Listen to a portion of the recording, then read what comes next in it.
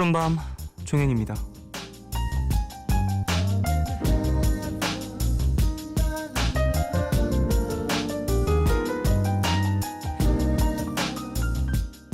역시 세상은 너무 불공평해. 그래서 세상은 공평하다고 하나 봐. 뜻은 전혀 다르지만 둘 다 우리가 자주 하는 말이죠. 어느 쪽이 정답인지는 사실 알 수가 없습니다. 하지만 여기서 한 가지 확실한 건 불평등은 누구에게나 평등하게 찾아온다는 거겠죠.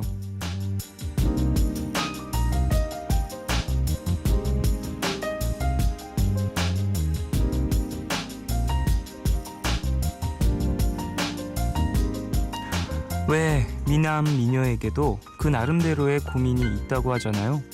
예를 들어 이성에게 너무 인기가 좋은 나머지 상대적으로 동성 친구는 좀 적다거나, 혹은 인기가 많을 거라는 착각 때문에 상대가 지레 겁을 먹고 다가오지 않는다거나, 뭐 이런 거요.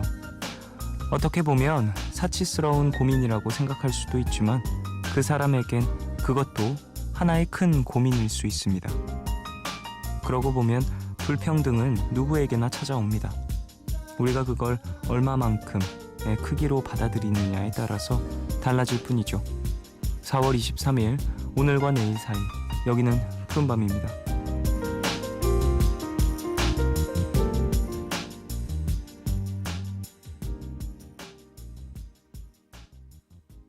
Just the guitar, okay, cool.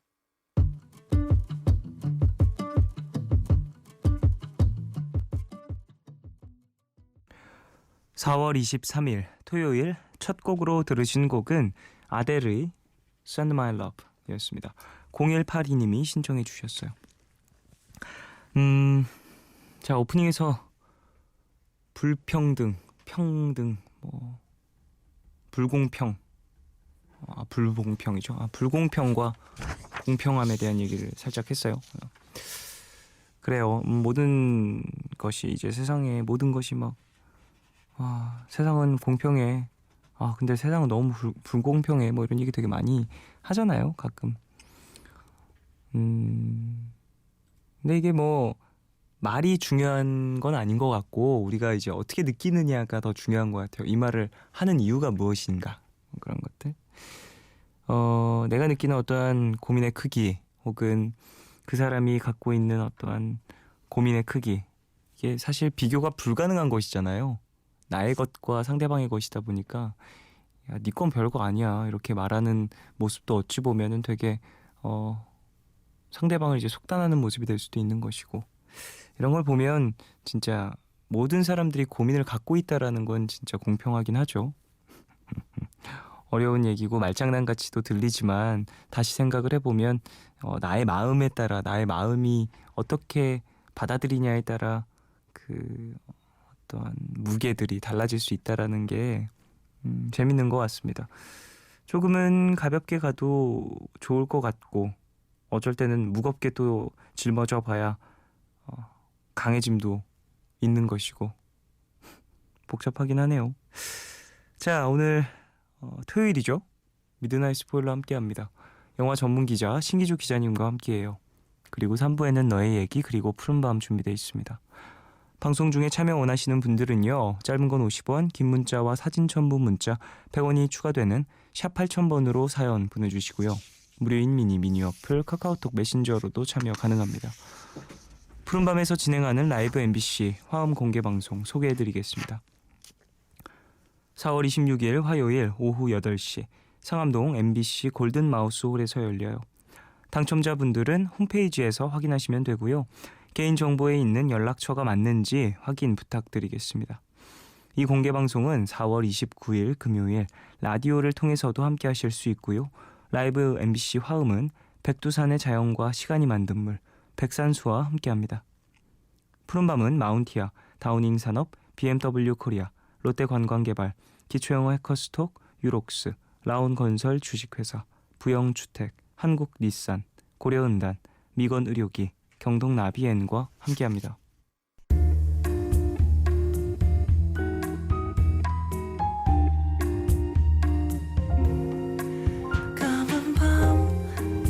하늘 구름 위에 숨은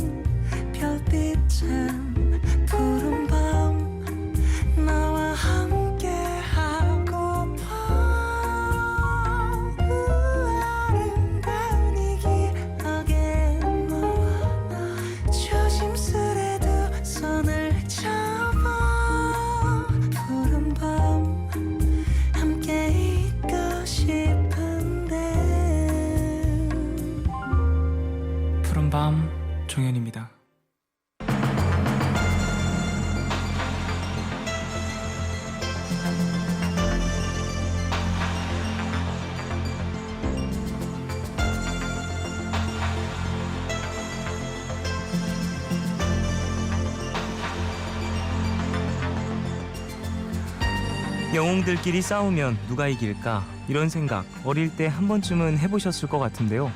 그 상상력을 그대로 펼쳐놓은 영화가 있어요. 인간계의 히어로 배트맨과 외계인 출신 히어로 슈퍼맨의 대결 궁금한데요. 오늘 미드나잇 스포일러에서 확인해 보시죠.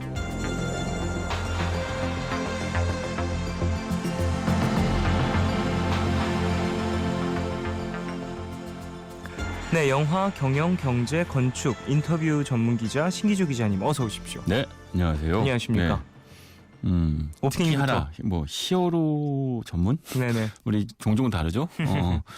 사랑 따위는 거의 안 다루고 영웅 따위는 다루는데 영웅 얘기 정말 많이 하죠. 네, 다루는데 뭐 최근에 이 영화가 있었어요. 그렇죠. 네, 개봉을 했습니다. 얼마 전에. 배트맨 대 슈퍼맨 저스티스의 시작. 뭐 사실은 이 영화 보신 분들은 미워하고 네. 안 보신 분들은 증오하고 정말 미움을 한 몸에 받고 있는 영화죠. 아니 대체 어떤 영화길래 이렇게까지 쓴소리를 듣는 걸까라는 생각도 들었어요. 저는 사실. 그러게요. 우리 뭐 잠깐 얘기했지만 기대치가 너무 높았던 게 아닌가. 네. 뭐라는 생각 들기도 하고. 그 기대가 컸던 만큼 실망도 커서 뭐 미워하고. 본 사람들이 하나같이 다 싫다고 하니까 안 본 사람도 이상하게 싫어지고. 맞아요. 결국 보지 않게 됐던 그런 영화들입니다.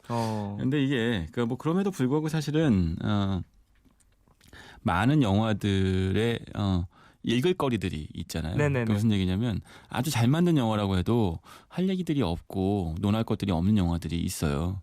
참 훌륭한 아름다운 작품이네요. 네네네. 반면에 어떤 영화들은 영화는 문제가 있지만 그 안에서 읽을 거리들이 좀 있고 그리고 또 이어져 갈 이야기들에 대한 기대치가 있는 영화들이 있는데 네. 구태여 이 영화 아직은 좀 두고 볼 만한 요소들이 있다고 주장해 보려고 갖고 나왔습니다. 물론 재미없어요. 네. 자, 배트맨 대 슈퍼맨 사실 아이언맨이라든지 어벤져스라든지 이런 영화들이 대히트를 하면서 이제 마블 코믹스에 또 좀 대적할 수 있을 만한 어떤 DC 코믹스의 간판 히어로들인데요. 그렇죠. 그래서 또 가장 먼저 만들어진 건 아닐까라는 생각도 들어요. 그러게요. 일단 뭐 아시겠지만 한국에서도 어벤져스 속편을 찍어갔으니 네.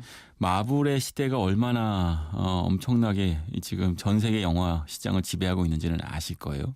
마블의 전성 시대라고 할 수 있죠. 네. 하지만 뭐 아시는 분들은 아시지만 그러니까 코믹스 시장을 양분했던 히어로 시장을 양분했던 그 DC 코믹스하고 마블 코믹스의 경쟁은 DC 코믹스가 늘 이게 조금씩 앞서 있었는데 그 오랜 세월 동안 뭐 그거는 뭐 각각 히어로들이 어떤 우열이 있느니 물론 뭐 헐크가 하고 슈퍼맨이 싸우면 뭐 누가 이기는 이런 류의 뭐 그 대결이 아니었고 물론 실제로 두 코믹스사에서 그런 류의 만화를 만든 적도 있어요. 그쵸. 헐크하고 슈퍼맨하고 싸우는 거를. 하지만 더 중요한 건 그 이 DC 코믹스, 마블 코믹스는 굉장히 다양한 뭐 스파이더맨이든 헐크든 뭐 아이언맨이든이 있었지만 DC 코믹스에는 그들이 아무리 몰려와도 대적할 수 없는 두 명의 지존이 있었던 거죠. 그러니까 그냥 두 지존 슈퍼히어로로 그러니까 나머지 마블의 모든 히어로들을 다 제압하고 남음이 있었던 거예요. 네. 그게 이제 배트맨하고 슈퍼맨이었던 거죠. 그렇죠. 그러니까 이제 1, 2등은 뭐 DC가 하는데 나머지 다 해도 역시 그러니까 그게 영화의 역사에서만 놓고 봐도 그 할리우드 역사에서 가장 먼저 만들어진 슈퍼히어로 영화는 슈퍼맨 영화잖아요. 네네. 그래서 사실 물론 뭐 애니메이션이나 뭐 물론 어린이용 코믹스 영화는 나왔지만 이게 이제 어른용의 영화로 나온 건 슈퍼맨이 처음이었고 90년대 이제 팀 버튼이 배트맨을 만들었고. 그쵸. 그러면서 이제 히어로 영화에 있어서만큼은 DC가 훨씬 앞서갔었죠. 마블이 이렇게까지 융성하게 된 거는 오랜 세월이 그러니까 오래된 일은 아닌 거예요. 네네. 그러니까 그 원인이 무엇이냐를 따져볼 필요가 있는데 이 영화에 있어서는 그리고 이 영화가 왜 이렇게 나왔는지를 거기서 읽어볼 만한 거죠. 네.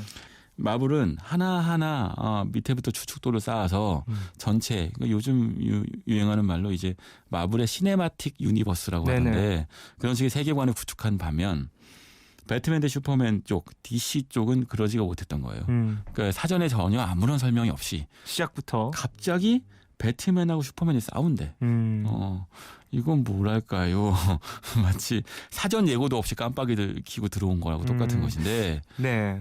사실 이전에 슈퍼맨은 이제 개봉을 했었지만 맨 오브 스틸이 있었죠. 네, 맨 오브 스틸이 있었지만 그 이외의 어떤 캐릭터들의 설명 이런 것들이 없었기 때문에 그리고 또 이제 슈퍼맨이 그렇게 흥행을 못했잖아요. 그러다 보니까 슈퍼맨 그 영화가 나온지 모르는 분들도 많이 계실 거예요. 슈퍼맨의 역할이 이렇게 또 캐릭터가 형성이 되어 있다라는 걸 이해 못하는 사람들도 참 많을 텐데 그렇죠. 성급했을 수 있다라는 이야기겠군요. 그렇죠. 사실 이 배트맨하고 슈퍼맨이 싸우는 이 소재는요. 네. 지금 말씀하신 것처럼 굉장히 오랫동안 그 DC 코믹스 안에서는 논의가 되어 왔던, 그러니까 이야기가 되어 왔던 네네. 소재인 거죠.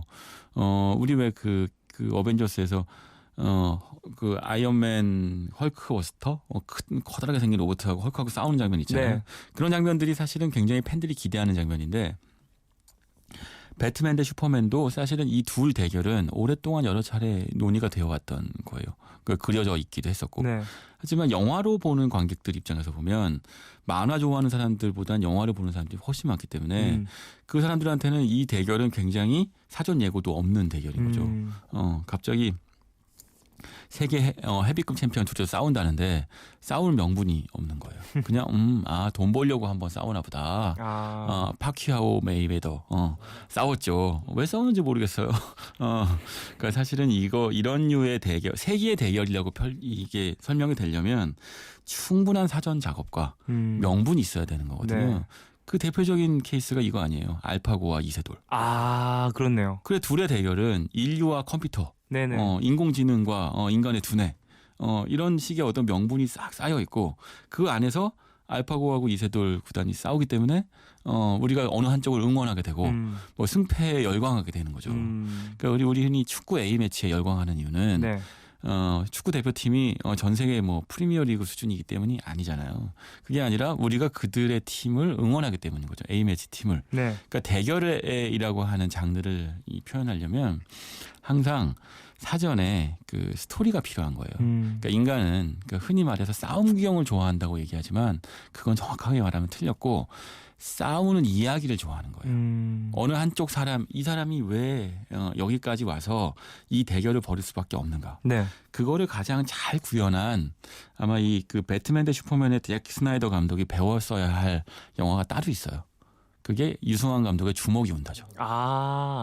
주먹이 온다 보면 둘이 대결하잖아요. 둘 다 싸운 이유가 그리고 명분이 충분하고 그렇죠. 이겨야 하는 이유가 있고 절박함이 또 둘 다 있으니까. 맞아. 결국 어느 한쪽을 응원해야 되는데 한쪽은 응원하자니 다른 쪽이 미안하고. 그죠. 결국 어느 한쪽의 편을 들지만 결국 그 승부 자체가 감동적이고. 그 두 명이 이제 둘 다 이제 악을 띠면 안 되는 거니까. 그렇죠. 완벽한 악이 될 수도 완벽한 선이 될 수도 없는 캐릭터를 만들어야 하는데 링 위에 오르기까지의 과정이 중요한 거지. 승부 자체는 어찌 보면 중요한 게 아닌 거예요. 그런데 이 배트맨 대 슈퍼맨에서는 정말 주먹이 울어요. 진짜 때려주고 싶어. 둘은 싸움을 합니다. 하지만 싸우는 이유가 명확하지 않아요. 저는 봤던 그 후기 중에서 저는 물론 아직 안 봤습니다. 보지 않았지만 저는 후기를 찾아봤어요. 너무 재밌어서 후기가 다 너무 재밌더라고요. 이제 해외 뭐 이제 후기를 쓰시는 블로그라든지 혹은 뭐 기자분들의 글이라든지 이렇게 짧게 평한 걸 봤는데 슈퍼맨과 배트맨이 싸우고 있지만 왠지 지는 건 나인 기분이다라는 글을 보고 제일 웃겼거든요. 정말 재치 있으시다. 둘이 싸우고 있지만 왠지 지는 것은 관객이다. 왠지 지는 건 왠지 털린 건 관객의 주머니 뭐 이런 거죠. 그래서 너무 웃겨서 그게 참 어느 정도길래 이렇게 한 줄의 칭찬도 없이 악담만 계속 쭉 이어질까 이렇게 냉혹하게 평가를 하고 있을까라고 생각이 들었었는데. 근데 결국 그 얘기는 그 영화를 보러 갔지만 네. 어느 쪽 영웅 한 명한테도 그 대결에 몰입할 수 있는 여지를 주지 않는 거예요. 그냥 잭 스나이더 감독은 계속 싸움 구경에 몰입시키려고 애를 쓰죠. 네, 잭 스나이더니까 이제 뭐 액션씬은 상당히 잘 찍는 그런 감독이잖아요. 그러니까 뭐 액션씬은 정말 눈부실 것 같은데요. 둘의 액션도 액션이지만 이제 새로운 악당들 또는 새로운 히어로들 원더우먼 등장하잖아요. 네네네. 뭐 그러면서 그 액션의 그 호쾌함이나 그 볼거리들은 대단해요. 그게 어찌 보면 약점인 것 같다는 생각이 드는 거죠. 2시간짜리 러닝타임에서 액션 장면의 할애를 계속 하지만 그 액션이 왜 벌어지는지에 대한 설명은 거의 없는 거예요. 그러다 보니 이거는 시끄럽게 터지는 폭발음을 듣고 나오는 것과 별다르지 않는 거죠. 그 둘은 서로 싸워야 하니까 싸우죠. 싸울 이유와 명분을 설명해 주지 않는데 사실 여기에 이제 한 가지 꼭 짚고 넘어갈 게 있어요. 아까 제가 그 어벤져스에서의 어떤 스토리들은 이미 각 개별 캐릭터들에 대한 설명들이 다 이해들이 있는 거 아니에요. 네네. 아니면 정말 주먹이 운다처럼 영화 전체를 왜 싸우는지를 설명하는데 몰입을 시키든가. 근데 하지만 이 영화는 싸우는지를 설명해야 되는 것과 둘의 싸움의 어떤 그 볼거리들을 보여주는 것과 두 가지가 다 필요했던 거예요. 그러니까 결국은 그 이유는 그러니까 사전에 한 땀 한 땀 주춧돌을 괴지 못하고 이른바 기초가 탄탄하지 못한 상태에서 국영수에만 몰입해봐야 점수가 안 나온다는 거죠. 그렇군요. 그런데 사실은 그 DC 쪽에서도 원래는 그 마블처럼 하나하나씩 체계를 밟아 나가려는 시도가 있었어요. 그게 이제 예전에 나왔던 그린 랜턴. 희대의 망작. 맞아요. 이게 어떤 거냐면 그래서 그 그린 랜턴의 주인공이죠. 이제 정말 이제는 데드풀로 바꿔서 그쵸? 장르 바꿔서 도망갔는데 마블 쪽으로 핵심은 이겁니다. 그 그린 랜턴은 그 슈퍼맨하고 배트맨에 이어서 DC 코믹스의 세 번째 인기 캐릭터인데 최고 히어로죠. 그렇죠. 요 영화가 안 되면서 그때 아마 남녀 주인공 서로 연애만 했을 거야 아마. 그러면서 이제 한 땀 한 땀 그 주춧돌을 쌓아갈 수 있는 기회가 사라졌던 거죠. 그리고 이제 시장 자체가 관심도가 떨어지면서 어떠한 뭐랄까 이런 시스템 시리즈를 계속 만들어야 될까라는 주춤함 그런 것들이 많이 느껴졌던 것 같아요. 그리고 또 하나는 이게 참 묘한 지점인데 그 DC 90년대까지 히어로물들이었던 그 배트맨 시리즈를 리부팅했던 영화가 있었어요. 그러니까 지금 우리는 2010년대에 히어로물의 전성기를 살고 있죠. 네. 아마 2020년까지 뭐 어벤져스 몇 편이 나오고 뭐 저스티스 리그 몇 편이 나오고 이런 이 이야기들이 계속 공표가 되어 있는 상태고, 네. 그거는 2020년까지는 싫든 좋든 이런 류의 슈퍼 영웅 이야기들을 계속 영화 극장에서 여름마다 봐야 된다는 뜻인데, 그런 류의 시작을 처음 그러니까 이제 첫 삽을 떴던 곳은 마블이 아니고 DC였어요. 그러니까 마블 쪽에서 최초로 이 영화가 성공했기 때문에 마블이 성공했다라고 얘기할 수 있는 영화는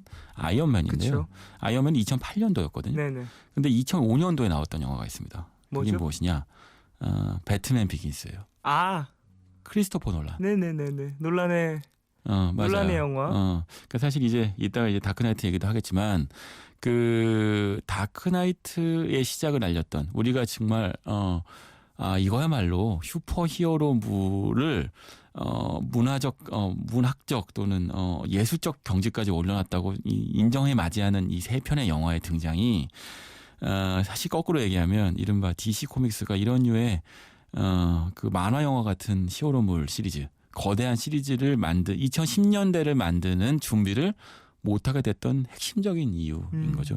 아시겠지만 배트맨 대 슈퍼맨 저스티스의 리그 시작도 그 제작자로 그 크리스토퍼 놀란이 참여해요. 그리고 시나리오 작가들도 다 그 다크나이트 시리즈에서 왔고 음악도 한스 짐머가 합니다. 네. 그러니까 이 시리즈는 사실은 다크나이트 시리즈에서 어떤 식으로든 인적인 또는 그 창조적인 영향을 받았는데 사실은 두 시리즈는 너무나 다른 거죠. 그렇죠. 애초에 세계관 자체도 이제 논란이 갖고 있는 크리스토퍼 놀란이 갖고 있는 세계관과 잭 스나이더가 잡으려고 하는 그 컨셉은 어찌 보면 무게에 좀 차이가 있는 것 같아요. 그 리얼리티의 차이가 있을 텐데 배트맨 비긴스에서나 다크나이트 시리즈에서 보면 배트맨은 아주 지구상에 있는 인간적이고 정치적이며 사회적이고 이런 문제들을 고민해요. 예를 들면 다크나이트 그러니까 2편에 해당되는 다크나이트 2008년도에 개봉했거든요. 네. 다크나이트가. 그리고 아이언맨하고 똑같은 거예요. 근데 아이언맨에서는 그렇게 장난치고 있을 때 다크나이트는 정말 예술적 경지로 가죠. 그러니까 배트맨 히어로가 등장해요. 그러니까 히어로를 모두가 다 믿지 않고 네. 그리고 조커가 등장해서 다크나이트는 미워라고 하니까 배트맨을 그 모든 사람들이 자신들을 위해서 싸워주는 영웅을 저버리려고 하죠. 그리고 인간은 스스로를 구원할 수 있는 존재인가? 정치적인 이유들도 있죠. 이런 것들을 갖고 조커하고 막 싸워요. 특히 뭐 세상을 떠난 히스 레저의 그 어마어마한 연기. 이런 것들 때문에 이미 다크나이트 시리즈는 이 저스티스 리그라고 하는 그 이른바 이제 DC 코믹스의 만화 같은 뭐 그 지구를 구하고 그 저스티스 리그 만화 보면 이런 거 나와요. 지구가 여러 개죠. 네. 평행 우주 이론 얘기하면서 지구가 한 100개쯤 되고 뭐 지구 0, 지구 1 뭐 이런 식의 어떤 정말 그래요. 이름 그대로 만화 같은 이야기들을 할 초석이 되어줄 수 없었죠.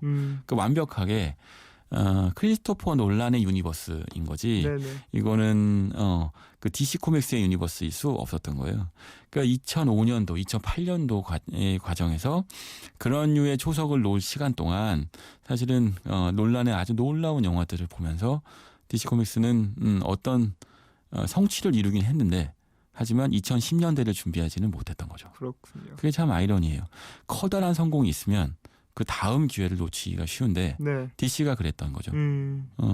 2010년대에는 오히려 마블이 역전을 할 수 있는 발판을 마련해 주는 거고 말씀드린 것처럼 거기에 그린랜턴 같이 이 별도의 트랙에서 준비했던 영화들이 망하면서 그러면서 이제 영화가 전혀 붙지 않는 거죠.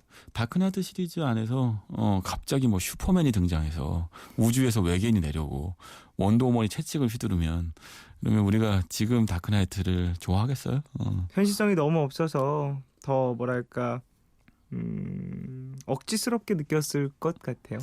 맞아요. 그게 결국은 지금 배트맨 대 슈퍼맨 저스티스의 리그의 시작이라고 하는 영화에 대해서 우리가 비판을 하려면 2005년부터 이어졌던 수편의 영화들에 대한 논의를 해야 되는 거죠. 왜 이 영화가 이렇게 나왔는가? 그거는 사전에 미리미리 공부했어야 중간고사 기말고사 잘 보는데 미리 준비 안 하고 한 번에 그동안 놓쳤던 요소들을 한 영화에서 모두 해결하려고 했던 거예요.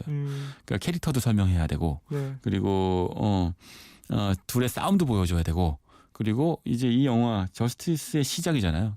그러면 이제 어벤져스와 비슷한 저스티스 리그라고 하는 DC 코믹스의 이 슈퍼히어로 집단의 초석도 돼야 하고 그러니까 영화 한 편으로 지금 하나, 둘, 셋 뭐 몇 개씩의 영화의 어떤 요소들을 잡아야 하니까 심지어 원더우먼의 속편도 나온대요. 그렇죠. 이 영화에서 가장 볼만한 건 원더우먼이라고 네, 했는데 그러다 보니까 원더우먼도 띄워줘야 되고 이러다 보니 영화가 목표가 너무 많은 관계로 제대로 틀을 잡지 못하는 거죠. 근데 그렇게 됐던 원인은 너무나 커다란 DC 코믹스의 2000년대의 성공이 2010년대를 망친 거죠. 이건 기업들을 취재해 보면 늘 끊임없이 반복되는 일이에요. 자, 그럼 노래 한 곡 듣고 올게요. 이적의 하늘을 달리다 듣고 오겠습니다.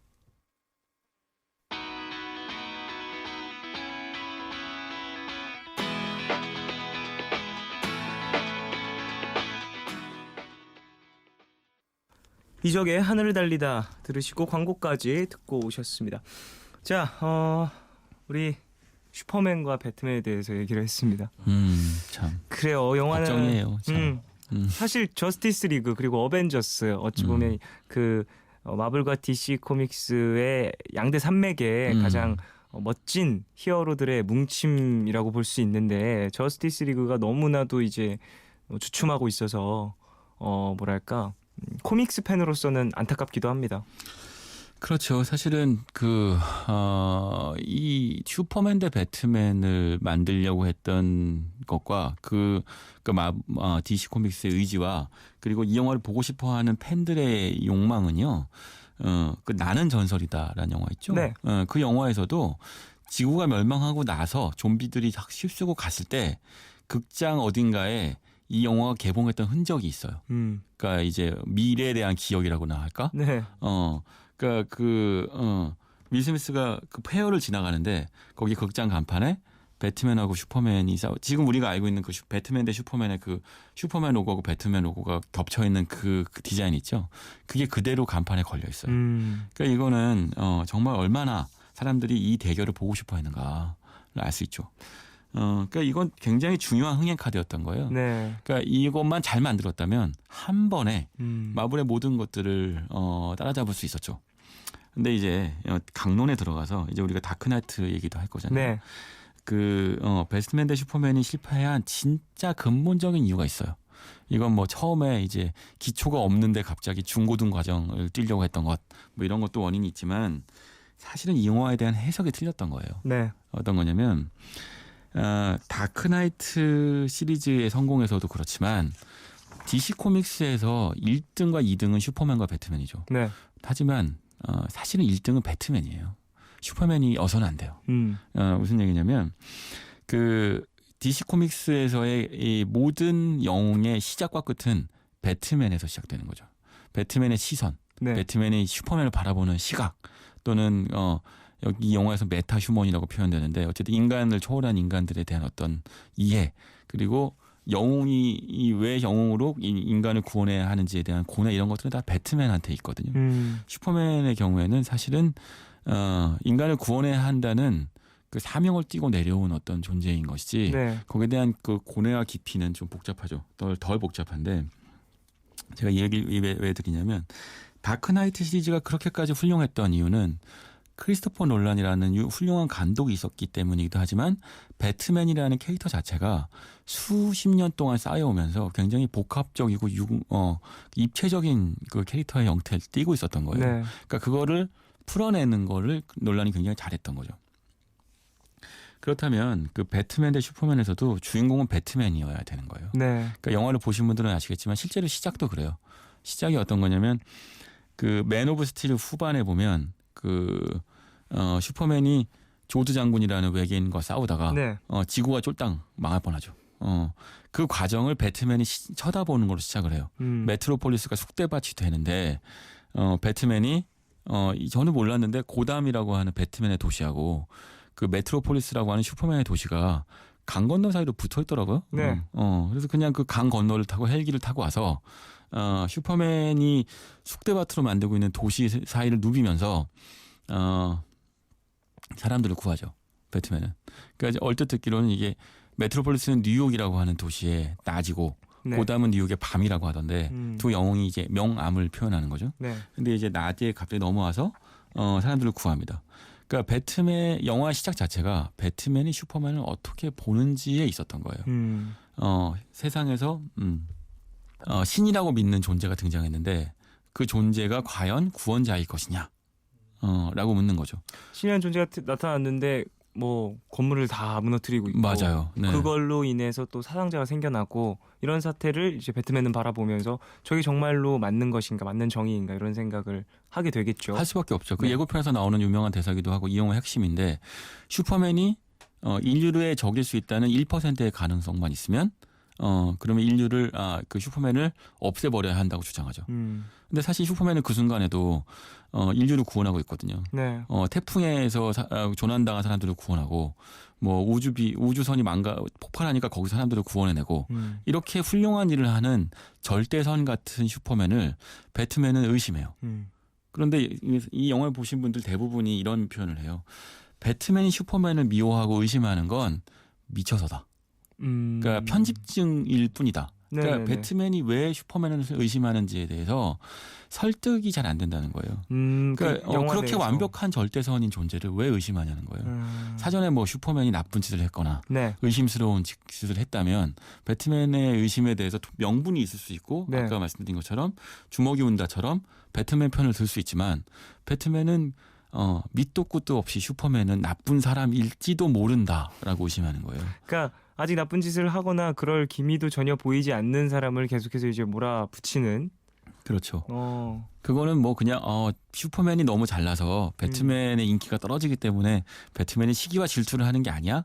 라는 식으로밖에 설명할 수 없다는 거죠. 예전에 그 영화 뭐였죠? 어떤 영화가 있었는데 그 초능력자 3명의 능력을 빌어서 미래에 범죄 짓는 사람을 미리 체포하는 영화가 있었거든요. 그게 마이너리티 리포트. 마이너리티 리포트. 거의 비슷해요. 거의 맞아요. 그런 느낌인 네. 거잖아요. 지금 슈퍼맨을 미워하는 이유가. 슈퍼맨이 나쁜 사람이 나쁜 놈이 될 것일지도 모르니까 그런 가능성이 있다면 그런 식으로 먼저 이제 처단을 하려고 지금 배트맨이 달려들고 있는 거죠. 슈퍼맨한테. 그러니까 이 영화가 이제 대결의 명분이 있어야 되거든요. 네. 모든 사람들이 다 이 대결에 대해서 설명을 하고 어느 한쪽의 주장에 동의를 할 경우 그 대결 안에서 누군가를 응원하게 되고 그 대결이 얼마나 치열하고 대단한지 스토리를 읽게 되는데 네.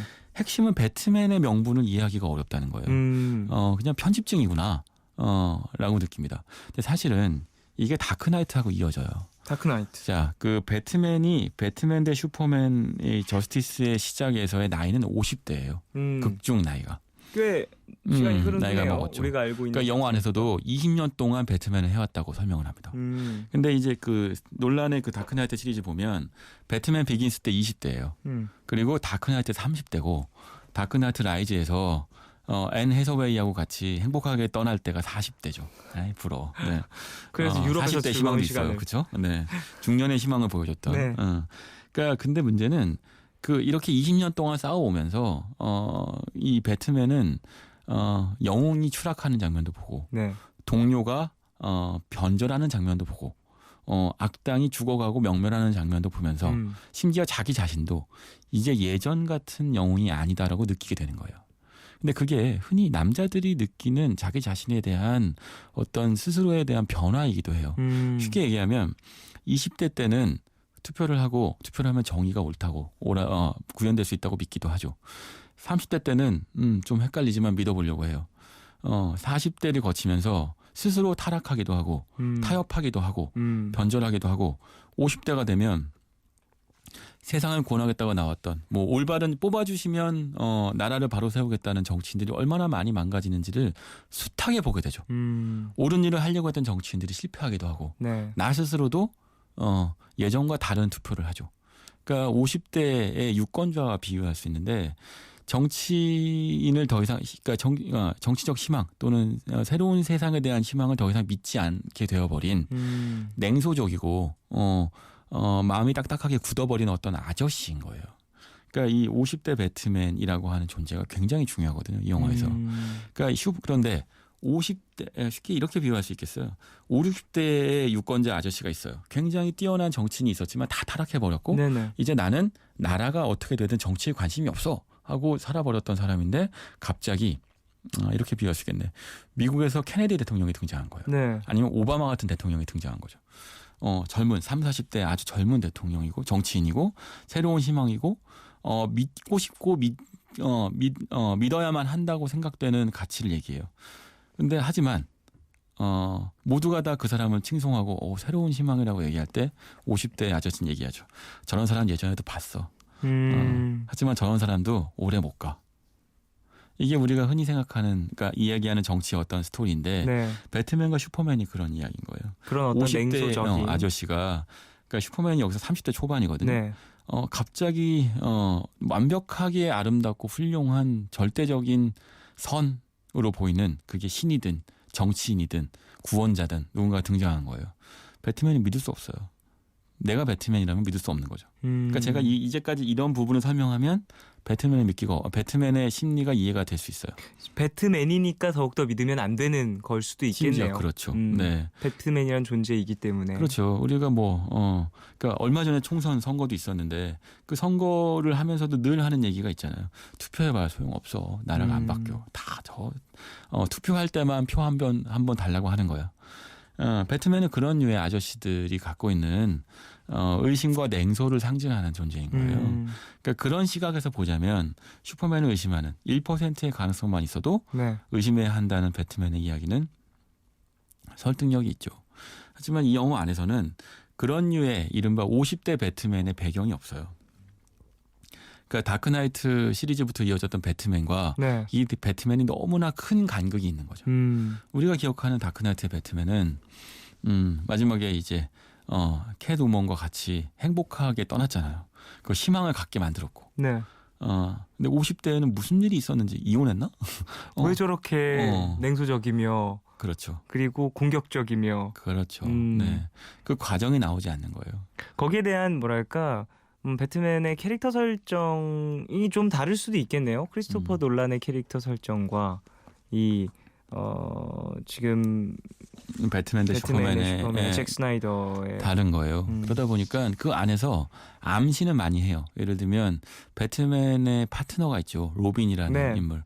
로빈이 등장하진 않지만 로빈이 입었던 갑옷이 등장하는데 그 갑옷에는 조커가 남긴 듯한 어떤 낙서가 있어요.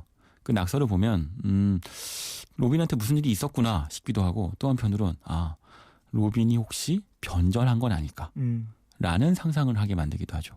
그러다 보니 이제 배트맨에 대한 어떠한 선에 대한 믿음 이런 부분들도 더 철저히 무너졌을 수 있고 그렇죠. 맞아요. 근데 그런 부분이 사실 영화를 보면서 자연스럽게 이해가 돼야지 유출을 하면 안 되거든요. 맞아요. 이렇게 설명하게 만들면 안 되고요. 네네. 사실은 관객이 따라가면서 그 감정에 몰입하도록 만들어야 해요. 근데 그러기에는 2시간짜리 영화에서 표현하고 설명해야 될 장면과 요소들이 너무 많다는 거죠. 네. 그 정도 해주는 연출력이 있으려면 크리스토퍼 놀란 정도는 돼야 돼요. 아, 잭 스나이더 정도로는 안 된다는 근데 거죠. 크리스토퍼 놀란 진짜 많은 캐릭터 그 출연진의 캐릭터들을 살리는데 엄청난 재능이 있는 사람 그렇죠. 같아요. 네. 정말 저는 사실 다크나이트 라이즈라든지 이제 배트맨도 그렇지만 인셉션에서도 마찬가지였거든요. 맞아요. 그 네. 캐릭터들의 어떠한 특성을 살려주는 어떠한 그 몇 초의 씬, 대사 한 마디만으로도 그런 것들이 정말 대단했기 때문에 이제 다크나이트라든지 그 외에 배트맨 영화들도 다 흥행할 수 있었던 것 맞아요. 같은데 네. 그런 부분을 좀 이번에 놓쳤네요. 놓친 정도도 아니고 거의 무시를 하는데 음. 사실 이 영화가 제대로 풀렸다면요 이랬어야 했어요. 그러니까 배트맨으로 시작을 해요. 그러니까 배트맨이 슈퍼맨을 지금 설명드린 것처럼 네. 의심의 눈초리로 받아볼 수밖에 없는 50대의 아저씨죠. 개념 없는 아저씨. 네. 그런데 슈퍼맨이 등장해요. 근데 슈퍼맨은 또 다른 고민이 있죠. 뭐냐? 이 슈퍼맨은 신이라고 불리우는 인간인 거예요. 네. 사실은 물론 외계인이죠. 하지만 캔사스에서 자란 30대의 어떤 그 남자일 뿐인 거고. 네. 근데 갑자기 자신이 감당할 수 없는 어떤 거대한 힘과 기대와 믿음을 받고 있어요. 그러면 그 사람이 신으로서 어떤 역할을 해야 되는가? 그러니까 신으로 불리는 존재로서, 그러니까 슈퍼맨의 고민으로 표현돼야 되는 거죠. 네. 그리고 나서 이 안에 보면 이제 악당들이 등장하는데 악당들이 갖고 있는 절대선 또는 신에 대한 어떤 불신과 믿음, 어떤 고민들이 있어요. 예를 들면 그 배트맨의 경우만 해도 빛이 있다고 하는 거는 절대 믿을 수 없는 것이다. 라며 뭐 박쥐가 나를 빛으로 인도했는데 이거야말로 얼마나 아름다운 거짓말인가. 이렇게 설명을 하죠. 그러니까 이미 정치적 희망 또는 종교적 희망 자체가 사라진 시대에 희망으로서 등장한 남자가 무엇을 할 수 있는 것인가. 뭐 이런 식의 그리고 인간은 그런 절대선을 가진 존재, 그러니까 구원자로 등장한 존재를 불신할 수밖에 없는, 그러니까 이건 2000년 전에 우리가 예수 그리스도를 통해서 했던 어떤 종교적 메타포가 또 등장하죠. 네. 그것까지 읽고 나면 슈퍼맨까지 이해를 하게 되는 거예요. 그러면 그 다음엔 이제 렉스 루터라고 하는 그 슈퍼맨의 그 특유의 악당이 등장하는데 네. 렉스 루터는 늘 이렇게 얘기해요. 내가 아버지한테 고통을 당하고 폭력을 당할 때 신은 없었다. 그 렉스 루터의 입버릇이죠. 아버지를 이제 맞아요. 네. 비유해서 이야기한다거나. 그러니까 그 안에서 그러니까 이런 거죠. 아주 절망적인 상황에서 신을 찾아본 사람은 거꾸로 신을 믿는 게 아니라 신을 미워할 수도 있는 거예요. 그럴 수도 있겠네요. 그러니까 나를 구원해주지 않았기 때문에 렉스 루터가 그런 사람인 거죠. 그러면서 신은 착하다면 강하지 않을 것이고 강하다면 착하지 않을 것이다.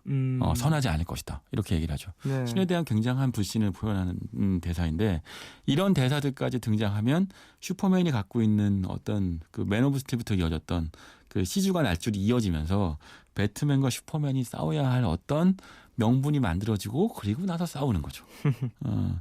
근데 이렇게까지 제가 이제 푸른 밤을 통해서 설명을 해야 알면 그러면 이 영화는 이미 뭔가 틀린 거죠. 그렇죠. 이제 극장에 들어가기 전에 이미 알고 있어야 해요. 맞아요. 그래야 네. 들어가기 전부터 맞아. 이 전편에서 사실 배트맨이 뭐 이런 얘기를 했었는데 혹은 슈퍼맨이 이런 얘기를 했었는데 이런 것들 때문에 싸우게 되는 건가 하면서 기대감을 갖고서 이제 극장에 들어가야지 그 영화 시작하고서 이런 얘기를 시작하는 것도 늦었다라고 생각을 하는데 심지어 설명을 안 하고 시작을 한다니. 암시만 하고 있죠.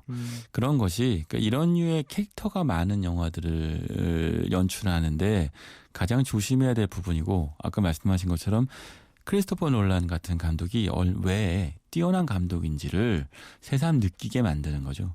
그 저스티스 리그 영화는 이제 어쨌든 계속 만들어지기로 되어는 있거든요. 그리고 이제 뭐 수어사이드 스쿼드 같은 네. 그 외전격 영화들도 등장하면서 악당들이 맞아요. 주인공으로 네. 나오는. 어쨌든 우리는 마블과 DC의 경쟁을 2000년대 후반에 내내 보게 될 거예요. 싫든 좋든. 어떻게 하면 좀 뭐랄까 DC도 잘 만들어서 인기를 끌 수 있을까요? 어벤져스처럼. 답은 간단해요. 잭 스나이더를 자르고 크리스토퍼 놀란을 재기용하면 됩니다. 네. 아니 근데 크리스토퍼 놀란이 안 한다 그러잖아요. 그렇죠. 놀란은 사실은 이 시리즈를 할 필요가 없고 총괄 제작자라는 역할을 맡고 있고 네. 그렇지만 이 시리즈의 전면에 나설 필요가 없지만 결자 해지라고 하죠. 아까 말씀드린 것처럼 직접적인 원인은 그린 랜턴의 실패에서 시작되지만 그러니까 이 DC가 마블보다 시간적으로 늦어진 건 더 근본적인 거는 논란이 다크나이트 시리즈 너무 잘 만들었기 때문인 거예요. 그러니까 거꾸로 논란이 이 문제를 결자 해지해줄 필요가 있지 않겠냐. 잭 스나이더는 굉장히 액션 연출 잘하는 감독이지만 글쎄요, 마블도요 보면 그 각각의 영화마다 어벤져스도 그렇고 감독이 달라요. 네. 그리고 감독마다 특징이 있고, 그러니까 마블이 잘하는 것 중에 하나가 감독을 그 아이언맨 1편은 존 파브로라는 감독이었죠. 이제까지 한 감독이 아니고 필요할 때마다 적재적소로 감독을 고용해서 영화의 특징을 잘 살리거든요. DC도 사실은 그런 면에서 보면 잭 스나이더의 고용이 틀렸던 거죠. 이건 액션으로 풀 영화가 아니고 스토리로 풀어야 되는 영화였고 그럼 이제라도 그 스토리를 좀 보강할 필요가 있겠죠. 자, 이제 뭐 DC 코믹스의 영화도 재밌게 잘 만들어져서 이제 여름에 치고 부수고 그런 영화들 많이 나오겠지만 그 중에도 좀 제가 좋아하는 DC 영화들 많이 나왔으면 좋겠습니다. 만화로만 보기 질려요 이제. 전 지금 만화 되게 많이 보거든요. 자, 오늘 영화 2개에 대해서 얘기를 쭉 나눠봤고요. 네. 노래 들으면서 신 기자님 보내드리겠습니다. 넬의 소멸탈출 들으면서 보내드릴게요. 안녕히 가세요. 네.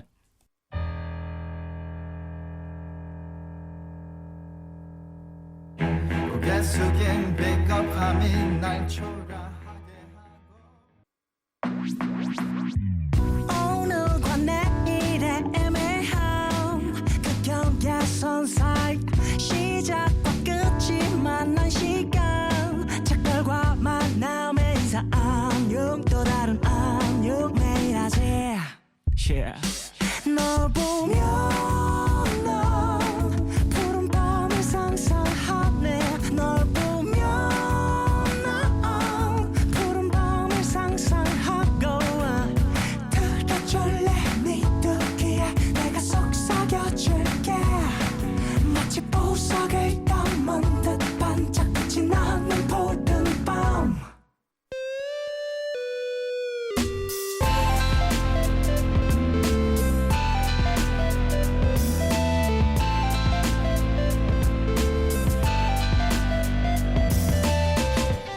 푸른 밤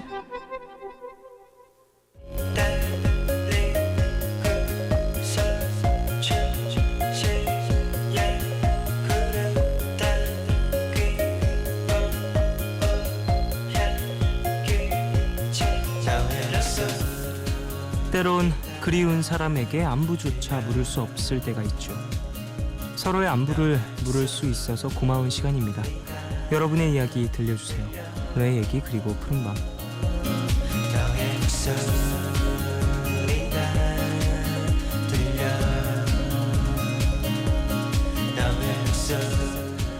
이 시간 참여 원하시는 분들은요, 푸른밤 홈페이지 사연과 신청곡 게시판에 글 남겨주세요. 손편지도 기다리고 있어요. 서울시 마포구 성암로 267 MBC 라디오 푸른밤 종윤입니다. 앞으로 보내주시면 돼요. 그럼 여러분이 보내주신 이야기 만나볼까요? 1023님, 안녕하세요. 와이프랑 장모님이랑 13개월 아가랑 제주도에 놀러온 남자입니다. 지금 숙소에 들어와서 자렸는데 아기가 코감기 때문에 자지러지게 울어대서 와이프랑 장모님은 주무시라고 우는 애기 데리고 나와서 혼자 드라이브 하면서 라디오 듣고 있어요. 엄청 울었는데 종현 씨 목소리를 듣더니 지금 막 잠들었어요. 아, 부산에 계신 우리 엄마 아빠가 보고 싶네요. 라고 보내주셨습니다. 아기가 또 아프다 보면은 그럴 수가 있겠죠. 이제 또 가족들과 함께 여행을 갔는데 늦은 시간까지 좀 주무시지 못하셔가지고 걱정은 되네요. 다음날 스케줄도 분명히 있으실 텐데. 그래도 또 그런 것들이 하나둘 추억이 돼서 또 쌓일 테니까 아기와 또 좋은 시간을 만들었다고 생각을 하시고 나중에 얘기할 거리 하나 생겼다 이렇게 생각을 하시면 좋지 않을까 싶습니다. 나중에 또 이제 가족 여행으로 한 번 더 제주도를 찾으시면 그 얘기를 또 할 수 있지 않을까요? 야, 이 도로를 내가 그 오밤중에 너 달래려고 드라이브를 했었다라고 이렇게 얘기를 하면 또 아이에게도 좋은 좀 기억이 되지 않을까. 그 여행 갔을 때 또 하나의 추억이 생기는 건 아닐까라고 생각이 드네요. 황병등님, 부산에 사는 고2 학생입니다. 지금 늦게까지 밀린 과제를 하고 있어요. 많이 외롭네요. 게리 그리고 개코가 함께한 또 하루 신청합니다 라고 보내주셨어요. 야, 뭐 푸른밤 자체가 늦게 시작하니까 정말 늦게까지 과제하고 계시는 거죠. 힘내시고요, 병득씨. 이외에도 또 공부하고 또 뭔가 마무리하고 계신 분들 많이 계실 텐데 그분들도 모두 다 같이 좀 힘내셨으면 합니다. 게리 그리고 개코가 함께한 또 하루 듣고 오겠습니다.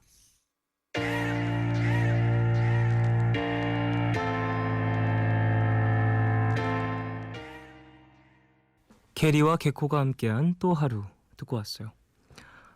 조현솔님, 대학교 1학년 새내기입니다. 중간고사 기간이랑 과제가 겹쳐서 봄놀이도 못 가네요. 선우정아의 봄처녀 틀어주세요 라고 보내주셨습니다. 이 노래 저 진짜 좋아하는데 선우정아 씨의 음악을 엄청 좋아하거든요. 제가 그래서 좀 푸른밤에 나오셨을 때도 항상 너무너무 좋아요 이렇게 얘기를 했었었는데 이 봄처녀 같은 경우에는 이제 미니 앨범이랑 이런 게 아니라 싱글컷으로도 나왔던 곡이잖아요.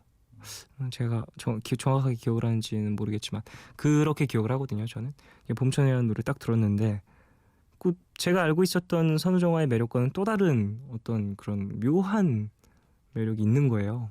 사실 선우정아 씨의 어떤 뭐라고 해야 되지? 어쿠스틱한 감성 이런 것들이 상당히 매력적이었었는데 그 외에 또 다른 이런 좀 뭔가 어느 정도 패셔너블한 느낌의 곡 이런 곡들도 잘 소화하신다라고 느꼈던 그런 노래였습니다.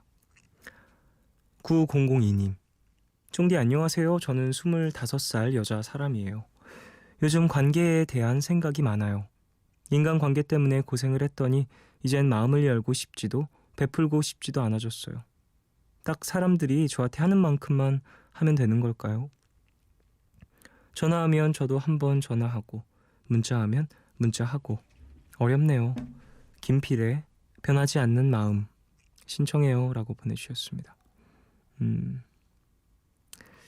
맞아요. 관계에 대한 부분들 이런 것들이 또 생각을 아무리 해도 끝이 없죠. 근데 저는 개인적으로 이건 성격과 직결된다고 생각을 해요. 이런 걸 잘 챙기는 사람들은 그냥 잘 챙기는 사람들인 거고 저는 정말 잘 못 챙기거든요. 이런 거. 좀 어찌 보면 무심하다라고 표현이 될 수도 있겠네요. 근데 굳이 내가 너무너무 힘든데 그런 것들 신경 쓰느라 나의 어떤 중요한 것들을 놓친다면 그것도 또 의미가 없는 것 같기도 해요. 저는. 그래서 저는 제가 이제 좀 여유가 있을 때 그리고 마음이 내킬 때 이런 것 좀 주변 사람들 많이 챙기는데 결국에는 나와 잘 맞는 사람들이 내 주변에 남게 되더라고요. 누가 맞았다 틀렸다가 아니라 서로 잘 맞는 사람들끼리 좀 자주 보게 되고 자주 뭉치게 되는 게 당연한 거니까 25살이시다 보니까 그런 것들이 좀 이제 고민이 많으시겠지만 어찌 보면 나와 맞는 사람들을 이제 내 인생에서 찾아나가는 과정이라고 생각을 해보시고 너무 그렇게 스트레스 많이 안 받으셨으면 합니다. 자, 선우정아의 봄처녀 그리고 김필의 변하지 않는 마음 두 곡 듣겠습니다.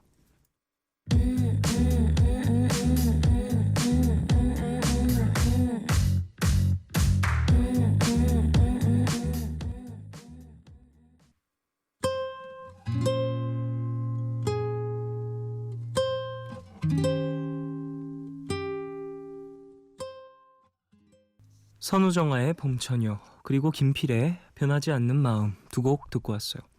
2548님, 4월인데 친구들이랑 친해진 게 아니라 오히려 벽이 생긴 기분이에요.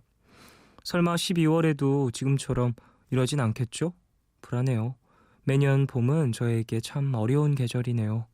매즈랭거의 터널 비전 신청해요 라고 보내주셨습니다. 사람들과 이제 빠르게 친해지기 힘든 사람들이 있죠.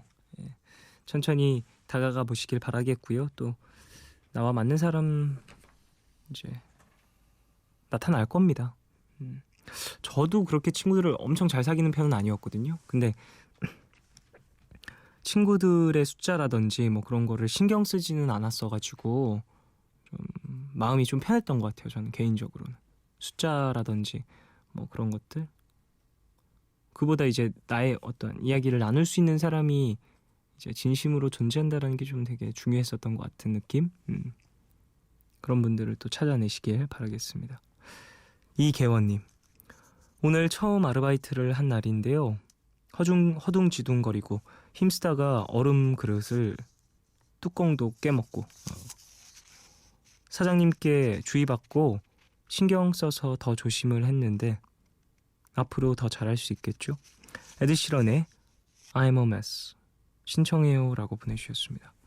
처음 할 땐 다 실수를 하죠. 예, 뭐 이제 잘하고 싶은 마음이 막 앞서가지고 좀 실수가 생기고 그런 경우도 많이 있는 것 같고 돌아와서 생각을 해보면 와 진짜 나 그런 실수 왜 했지? 평소에 진짜 비슷한 일 안 해본 것도 아닌데 이런 생각이 들 때가 있는데 사실 어쩔 수 없는 부분인 것 같아요. 환경이 변하고 그러다 보면 평소에 잘하던 것도 안 되는 그런 경우가 많이 있으니까 어서 좀 익숙해지시길 바라고 일이 좀 손에 익으셔가지고 실수 없이 그리고 칭찬받으시면서 하루 마무리하셨으면 합니다.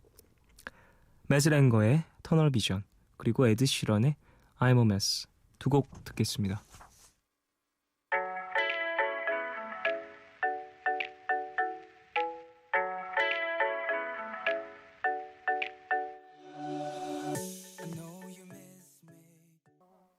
Oh, I'm a mess right now, inside out, searching for a sweet surrender. 매즈랭거의 터널 비전 그리고 에드시런의 I'm a mess 두 곡 듣고 왔어요. 3543님, 올해 고등학교에 입학을 했는데 요즘 내내 공부만 하고 있어요. 그래도 열심히 하면서 3년 뒤 멋진 대학 생활을 꿈꿔야겠어요. 샘킴의 마마 돈 워리 틀어주세요 라고 보내주셨습니다. 그래요. 고등학교 이제 막 들어가셨으니까 어떠한 파이팅이 넘칠 것 같다는 생각도 들고 설렘도 같이 갖고 계시겠지만 그만큼 또 걱정도 있으실 것 같은데 뭔가 씩씩하게 해내시고 계시는 것 같아서 멋있습니다. 공부 잘 하시고요. 예, 또 이제 원하시는 어떠한 미래를 위해서 쉬지 말고 부지런하게 또 근데 또 급하진 않게 천천히 꾸준히 움직이시길 바라겠습니다. 2548님, 아르바이트를 하면 매번 눈치 빠르게 못해서 꾸중 듣는 제 자신이 답답했었는데요. 오늘 일하면서 처음 칭찬을 받았네요. 말 한마디에 엄청 뿌듯해지고 기분 좋은 하루였어요. The 1975의 신청합니다 라고 보내주셨어요. 그래요. 이렇게 또 하다 보면은 당연히 늘게 되는 것 같아요. 그리고 또 이제 당연히 실수의 어떤 순간들도 올 수 있거든요. 다시 올 수 있는데 그때 또 나 잘했는데 왜 이러지? 막 하면서 너무 속상해하지 마시고 그래 뭐 조금씩 늘고 있으니까 괜찮아라고 생각을 하시길 바라겠습니다. 앞으로도 좋은 일 많이 생기시고 그리고 칭찬 받으실 일도 많이 생기셨으면 하네요. 샘킴의 마마 돈 워리 그리고 The 1975의 두 곡 듣겠습니다.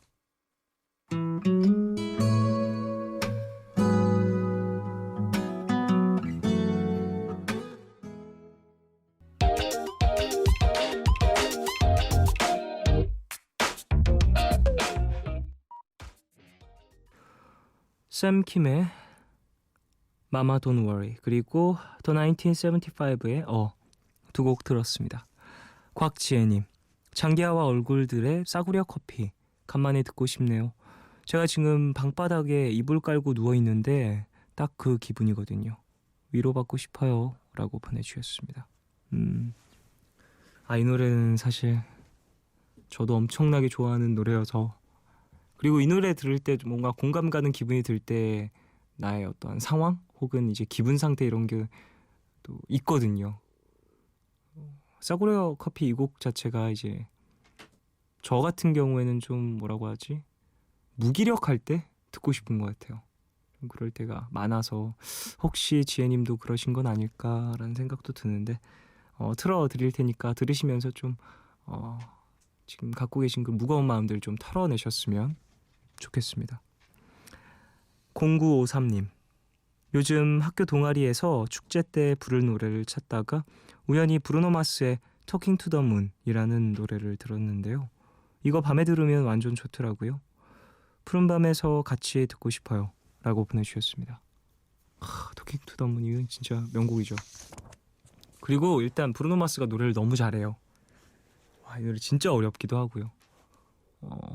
근데 학교 동아리 축제에서 이제 부르실 노래 중에 이 곡이 후보에 있을 정도면 노래 정말 잘하시는 분인가 봐요. 자, 노래 들을까요?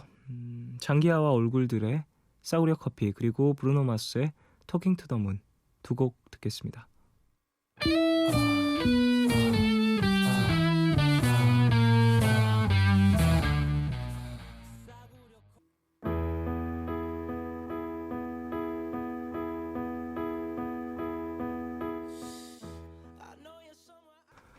장기하와 얼굴들의 싸구려 커피, 그리고 브루노 마스의 Talking to the Moon 두 곡 들었어요. 김숙현님, 회사를 그만두면서 그간 쌓였던 피로와 긴장이 풀렸는지 내내 잠만 잤어요. 회사 다닐 땐 하루에 4-5시간 정도를 잤는데 오늘은 하루에 4-5시간 정도를 빼고 잠만 잔 것 같아요. 개운해졌으면 좋았겠지만 환절기 탓에 감기까지 와서 몽롱하고, 이제 자연치유 능력이 떨어져서 단순한 감기도 약 없이는 낫질 않네요. 구남과 여 라이딩 스텔라의 감기망상 신청해요 라고 보내주셨습니다. 아이고, 자연치유 능력이 떨어졌다. 이거 운동하면 또 돌아온대요. 저도 운동 좀 정말 많이 하다가 좀 요새 바쁘기도 하고 이제 시간적으로 여유가 없기도 하고 귀찮기도 하고 그래서 운동 많이 못했는데 느껴지더라고요. 이게 뭔가 나이 들었다 이런 생각은 아닌 것 같고, 이제 운동을 좀 하거나 내가 자기 관리에 조금 이제 소홀하게 되니까 거기서 오는 데미지들이 있는 것 같아요. 숙현 씨도 이제 어느 정도 시간이 있으실지는 모르겠지만 좀 있으시면 건강하게 운동 좀 해보시고 그러시면 또 이제 좋아지는 본인의 컨디션을 좀 느끼시지 않을까 싶습니다. 구남과 여 라이딩 스텔라의 감기망상 듣고 올게요.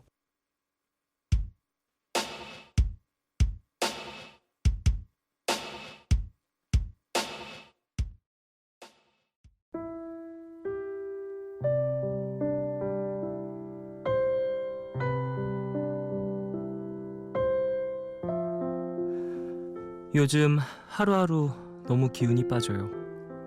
정말 들어가고 싶었던 직장에 입사한 지 한 달이 지나가는데 생각보다 빠르게 너무 많은 걸 제가 채워야 하는 상황이 오니 따라가지 못하는 제 자신에 너무 화가 나고 주눅이 드네요. 누구나 처음엔 다 겪는 일들이라 생각을 하고 힘을 내려고 하는데 생각보다 참 힘들어요.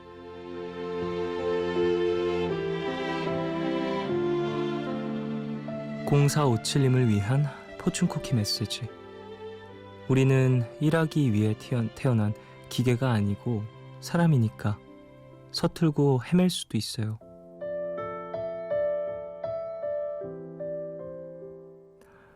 짧은 시간에 일을 배우고 터득할 수 있으면 참 좋겠지만요. 그럴 수 있는 사람이 과연 얼마나 될까요? 그렇게 할 수 없다고 해서 자책하거나 너무 주눅들지 않으셨으면 합니다. 무슨 일이든 연습이 필요하고 시간이 지날수록 요령도 생기고 융통성도 생기면서 일 처리가 빨라지는 건 자연스러운 일입니다. 신입으로서 여유를 갖는 게 쉬운 건 아니겠지만 매일 조금씩 실력을 늘리면 돼요. 곧 잘하시게 될 겁니다. 오늘 끝곡 캐런 앤의 Again and Again 들려드리겠습니다. 지금까지 푸른밤 조인이었습니다. 내일도 쉬러 와요.